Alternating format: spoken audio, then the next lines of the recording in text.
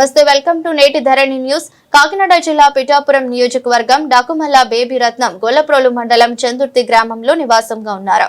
నాకు 2 పిల్లలు. నా భర్త డాకుమల్ల గురయ్య ప్రైవేటు సెక్యూరిటీ గార్డుగా బెండపూడి పోలవరం వంతెన వద్ద పనిచేస్తూ నన్ను నా కుటుంబాన్ని పోషించేవారు. అయితే 8/9/2025 నాడు వంతెన వద్ద ప్రమాదంలో తీవ్రంగా గాయపడి అనుమానాస్పద స్థితిలో రక్తపు గాయాలతో ఉన్నారు. వెంటనే నా భర్తను అక్కడి వారి సహకారంతో కతిపూడి రెఫరల్ ఆసుపత్రిలో చేర్పించి తదుపరి మెరుగైన చికిత్స నిమిత్తం కాకినాడ అచ్చంపేట వద్ద ఉన్న మెడికవర్ ఆసుపత్రికి తీసుకెళ్లారు. నా భర్తకు తలకు బలమైన గాయమైందని వెంటనే సర్జరీ చేయాలని ఆసుపత్రిలోని వైద్యులు మాకు చెప్పారు. ఇందుకు చాలా ఖర్చు అవుతుందని ఆరోగ్యశ్రీలో చికిత్స చేస్తామని మొదట చెప్పారు.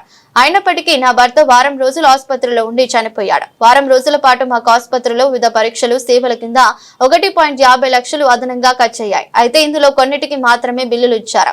మృతదేహాన్ని మాకు ఇవ్వాలని కూడా పూర్తిగా డబ్బులు చెల్లిస్తేనే ఇస్తామని కండిషన్ పెట్టారు. దిక్కులేని స్థితిలో మేము డబ్బులు చెల్లించుకోవాల్సి వచ్చింది. మాకు ఆసుపత్రిలో జరిగిన అన్యాయాన్ని పెద్దలకు చెప్పుకున్నాం. చివరకు ఇటీవల పిఠాపురం మాజీ ఎమ్మెల్యే వర్మ ఆసుపత్రులలో జరుగుతున్న అన్యాయంపై మీడియాతో మాట్లాడింది తెలుసుకుని ఆయన వద్దకు వచ్చి మాకు న్యాయం చేయమని వేడుకుంటున్నామన్నారు. ఏమన్నారంటే ఆ సగం జబ్బుకు సంబంధించింది మళ్ళీ కట్టాలన్నారు. ఇది విచిత్రమైన ఇది సగం జబ్బుకి సంబంధించి మళ్ళీ డబ్బు కట్టుకున్నారు. దగ్గర 2,25,000 రూపాయలు ఒక ఎస్సీ కుటుంబం. ఈవేళ ఈవిడ ఇంట్లో ఉన్న బంగారాలు, ఈ పిల్లకి ఏదో కొద్ది గొప్ప ఉన్న బంగారాలు అన్నీ అప్పులు చేసి 2,25,000 వాళ్ళకి కట్టారు. బాబాయ్ మాకు ముఖ్యమంత్రి సహాయ నిధి కావాలని నా దగ్గరికి వచ్చారు. బిల్లులు వేయని చూస్తే ఆరోగ్యశ్రీలో బిల్లు అయింది, పేమెంట్ కట్టిన ఫోటోలే. ఇదిగో డబ్బు ఎంత అందంగా లెక్కెడుతున్నారో చూడండి. 2 లక్షలు ఒక పేద గిరిజన ఎస్సీ మహిళ సంబంధించి చక్కగా 2 లక్షల కసామంతా లెక్క పెడతా ఉన్నారు.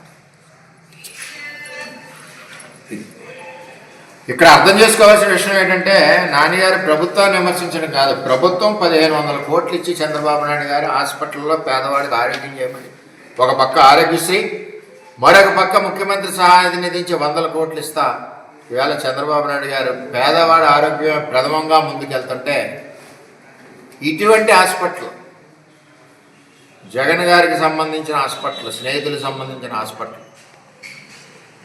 1924లో ఏవైతే అవకతవకలు చేశారో జగన్మోహన్ రెడ్డి టైంలో ఆ అవకతవకలు ఆ విధంగా కంటిన్యూ చేసుకుంటా పోతామన్నారు.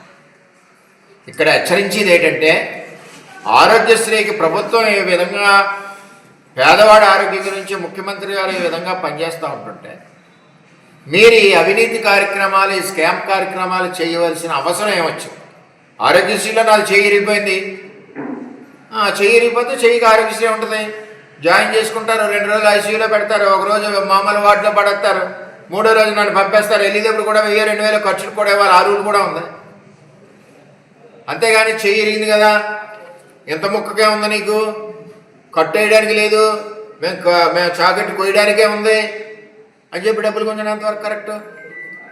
ఇదే కాకుండా సింహాద్రిపురం గ్రామానికి సంబంధించి సత్యబాబు గారి భార్య దగ్గర 2 లక్షలు తీసుకున్నారు, అది కూడా ఆరోగ్యశ్రీ.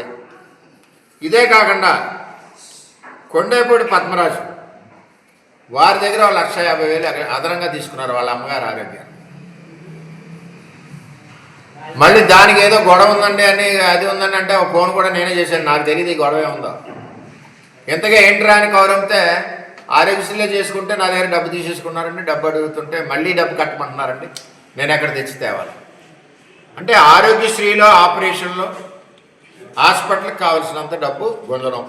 ఈవిడికి కూడా లివర్ ప్రాబ్లం అని చెప్పి చేసి 2 లక్షలు తీసుకున్నాం. ఈ కేసులు స్వయంగా నేను ఫోన్ చేసి వాళ్ళతో మాట్లాడితే పొరపాటు అయిపోయిందండి, వారి డబ్బు వారికి ఇచ్చేస్తామని నాకు ఇంటికి వచ్చి చెప్పారు. నిజంగా మా సొంతూరు వెళ్దు, అయినా సరే ఇప్పటివరకు రూపాయి ఇవ్వలేదు.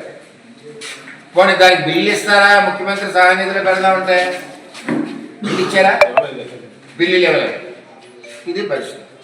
ఆరోగ్యశ్రీలో ఆపరేషన్ చేస్తున్నారు, ఇచ్చిన డబ్బుకి బిల్లు ఇవ్వట్లేదు.